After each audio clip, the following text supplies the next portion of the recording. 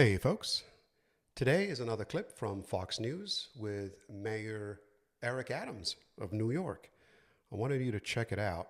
This is a good interview, in my opinion, a healthy one at best, and just wanted to share with you guys, and then we'll comment a little bit further on. Here it is.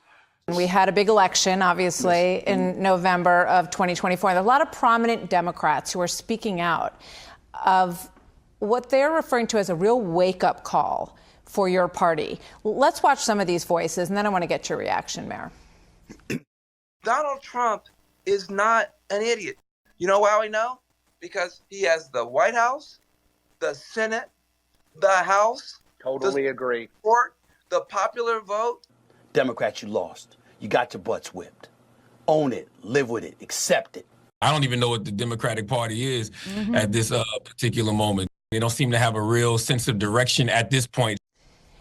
So Trump won by 11 points in the Bronx and in Queens. He cut in half Biden's lead in New York. What do you say to what these individuals are saying? Do you agree with them? Wholeheartedly, that we stopped speaking to people, we started speaking at people. I think I like to say it's a cryptocurrency moment. You know, when I first started, said I was going to invest in cryptocurrency, people laughed at me. Who's laughing now?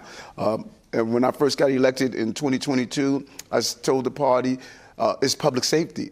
People are tired of the revolving door where people are constantly committing violent crimes and back on our streets. We ignored it. I talked about the affordability issue. I talked about the migrants and asylum seeker issue. I mean, Iowa caucus showed that is one of the top issues. Not hearing the people and you engaging in dialogue while individuals are fearful of affordability, losing their home, the future of their children, and you having these intellectual conversations, and people are like saying, what the hell are you talking about? I'm hurting, and you're asking, is Donald Trump Hitler or not? It's just not talking to the real needs of people. So you have been strong on those issues. I look back at the things that you were saying over the years. Obviously, you spent decades as a New York City police officer, but when you came into office, you were asked on ABC if you were concerned that being a sanctuary city was going to create a magnet to New York. And here's what you said. Not at all. This city has always been a sanctuary city, and we've always managed those who wanted to come to New York City to pursue the American dream. But now, you know, people see Tren de Aragua in Times Square. They see gang members and criminals who are getting arrested and getting released, put back out on the street. $6.6 billion on migrants in New York City. People complain that the city is dirty.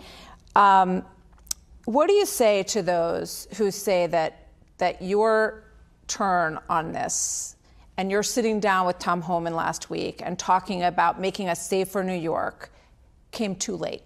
Well, yeah, it's going to be an issue sitting down with Tom Homan. He wants him to give up all the bad guys to ICE, as well as all the migrants that came in illegally. So how is that going to work out? Well, and this is why this is so important, to be able to not have a bumper sticker understanding of a policy and a person's belief, but engaging in real conversations, which we don't do that much often anymore. Sanctuary city is totally different from a man-made crisis that we saw. This is what sanctuary city states. If you're in this city and you are paying taxes, you buy a loaf of bread, you pay taxes, those are your tax dollars. You have a right to the services of the city. You have a right to the police officers. You should not be fearful to put your children in school and get health care. That's what a sanctuary city is. What a sanctuary city is not is having an unsecure border and allowing gang members to come in, paroling people into the country when you're telling them you can't work for 6 months or a year and you have to be dependent on the local cities to take care of you. We're saying that as a sanctuary city, if you're here and you are participating legally, you are provided the services as you start your pathway to get citizenship or legal status. That has always been what took place in this city, but it is not a safe haven for those who are committing criminal acts or trying to harm migrants, asylum seekers, and other New Yorkers. Well, you see what Trinidad Aragua is doing in Aurora, Colorado, torturing 15 people, taking over at least a couple of apartment buildings there. You know, what do you say to the people of your city who feel like this is out of control? You've got 11% of the Manhattan hotel rooms are occupied right now by migrants, and a lot of people out. Yeah, occupied by migrants, the hotel rooms, while we have U.S. Army vets down in the streets begging for food, money, and shelter. Yeah, that is the most ludicrous thing I've ever heard in my life. There, despite what you say about the situation, think that you let it go too far. And listen, they were angry. And many of them were angry because they didn't understand. They said, Eric, what are you doing? Why are you allowing these buses to come in? Hey, I can't stop them from coming in. That's against federal law. Well, why don't you let them work like all immigrants have done and found their way? Federal government told me, Eric, you can't allow them to work. You know what, Eric? You can't even allow them to volunteer to clean the streets, remove graffiti, and give them a stipend. That's against federal law. And then I have city law that told me there's a right to shelter law. Anyone that comes in the city, anywhere on the globe, can come here and get shelter for as long as they want.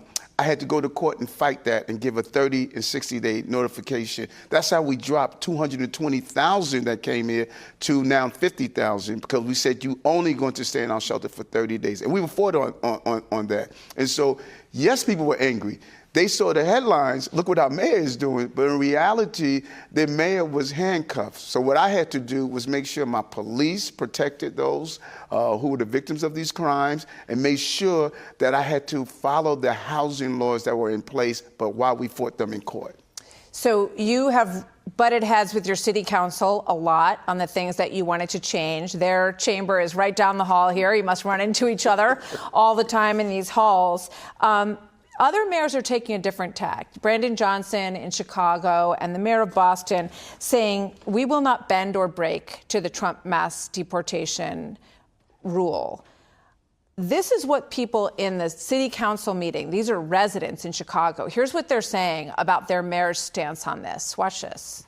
You caused all this money to go to illegal immigrants. We want a forensic audit of the money that was spent on illegal immigration. Can you do the job, Mr. Brandon Johnson? And it's looking like you can't do the job. We need to start voting different in these cities like New York and Chicago. Well, Mayor Johnson is really at it. He's picking another fight. You know something's going to happen. Either he's going to get demoted, it's going to let go, someone's going to sue him. It's not a good thing. And what's happening here to the citizens of Chicago, not a good thing. That last voice, we have to start voting differently in these cities like New York and Chicago. Do you see a movement happening in cities when you look at what happened in the election? And are these voices going to change these blue cities potentially into red ones? That's a good question. And that's why I believe that the Democratic Party must ensure that they're listening to the voices of the people. The American people, they spoke loudly and clearly, and they stated that we have to secure our borders, we have to deal with the immigration crisis, and we have to address those violent individuals who come to this country. It's a privilege and a right to be in America, and if you violate that, you should not be in this country. That number of people, which I believe is a small number, committing those violent acts, like the gangs that we've mentioned, should not be here. So let's talk about the gangs. Let's talk about what you agreed to with Tom Homan. Violent criminals will be deported under the Trump mass deportation. What constitutes a violent criminal? Is that someone who is accused, someone who has been convicted, someone who wears gang tattoos? You know, where do you draw the line? Did you make that line with him? No, we did not. I thought our conversation was a great conversation. Tom and I both sat down, and we both agree on violent individuals should not remain in our country. We have laws here in the city on how that could be handled. My legal team is going to sit down with his legal team to make the determination if an executive order can change that. One of the things he would like to have is that's access to Rikers Island. That's the jail in our city. The law that was passed under the previous administration said that no ICE officer can be in any governmental building. There are exceptions to that. We're looking at those exceptions. That's my core issue. I've said it prior to the election. We can't allow people to come into the country or the city committing violent acts. And those numbers who are doing it, we need to address that. And I'm happy to have a partner in Tom to see how do we address that in a real way. So are gang tattoos that are TDA enough to get someone removed in that first group? No, it's not. No, it's not. And because we got to also ensure that we're not violating the laws of our land. And the mere fact someone is wearing a gang tattoo, which is an identifiable marker of this gang, is not enough to say, okay, you have a gang tattoo, now you must be removed. But what we should be doing at our border, we could be making that determination. Are we going to allow you to come in? We're allowing people to come in. Think about this for a moment. We're allowing people to come in without a sponsor, without any employment, and we're telling them, you can't work. So what are they going to do? We're creating a... So why not go to court and fight this?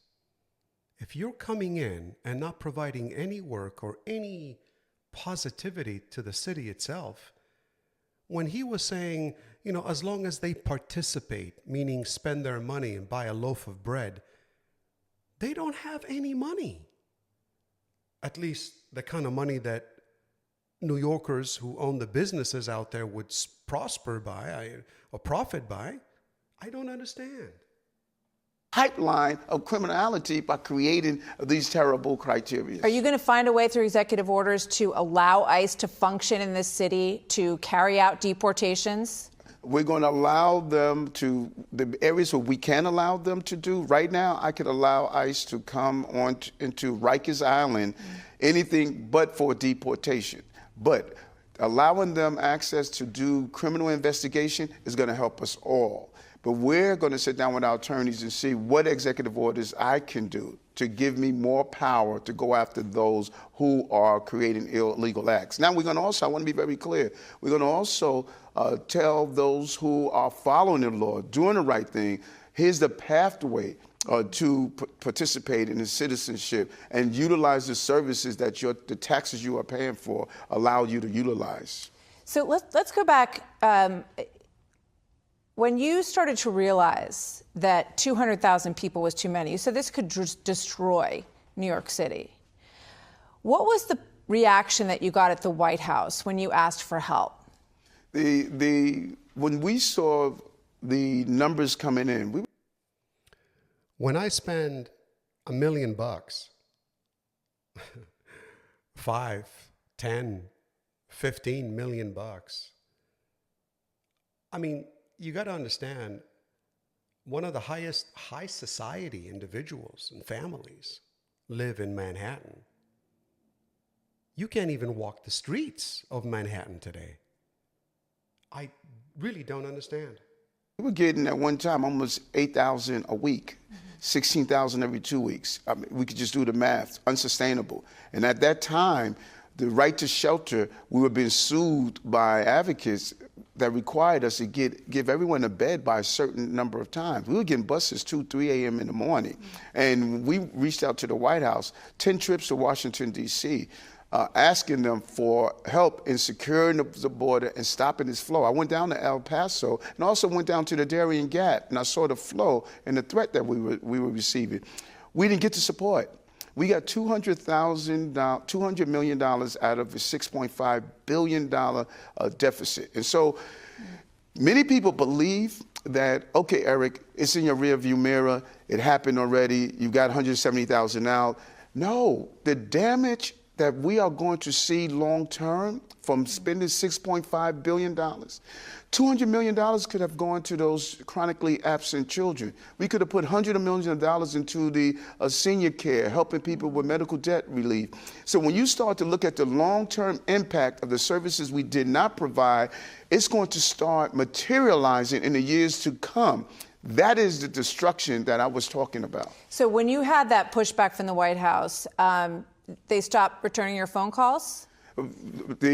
Prior to this crisis, I asked the president to come to New York City when we were having a crime problem, the gun problem. He came here and met with our law enforcement. We had a continuous conversation with the White House on these important issues. When this issue happened and we asked for assistance over and over again, and I refused to remain silent while I was watching this city harm, we no longer received the support that we deserved. We no longer had an opportunity to communicate with the president.